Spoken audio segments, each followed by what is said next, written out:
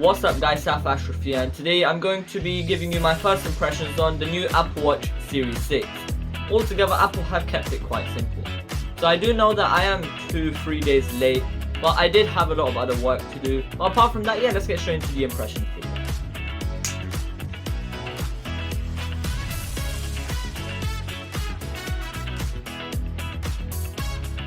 So let's start off with the new Apple Watch Series 6. So arguably my favorite feature on the Apple Watch Series 6 isn't even a feature, but it is definitely going to be the new red color.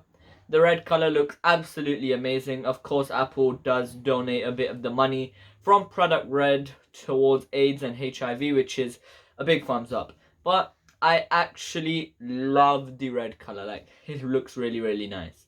Also, Apple did release their Solo Loop bands, which is basically a band around the whole watch without any of these buckles or straps or anything.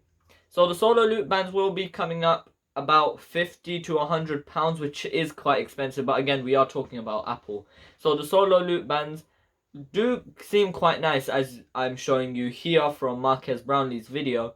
They do look quite nice, and altogether, the Apple Watch Series Red, once again, the red color looks really nice. In terms of internal specifications, we have Apple's new Series 6 chip, or S6 chip, whatever they like to call it. So Apple's Silicon team have made this new chip, which is mainly there, again, to improve the overall speed and smoothness of the device. So the Apple S6 chip should be really quite good, because Apple's chips, once again, are amazing.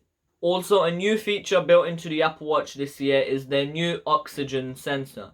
So it uses infrared photography to detect the color of your blood and then calculate the percentage of oxygen in your blood, which once again is a really big good jump by Apple, but it is a bit overrated. Apple are marketing this as something revolutionary. Samsung phones had this from the S6, I believe, S5.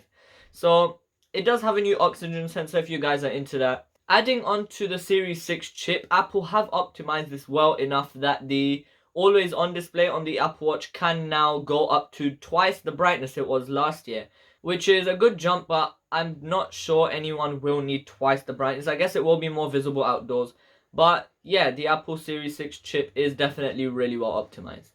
You'll get about 1 to 1.5 days worth of battery life depending on how you use it. And yeah, also another big jump Apple have put into their device this year is that there's not going to be a physical power brick in the Apple Watch box.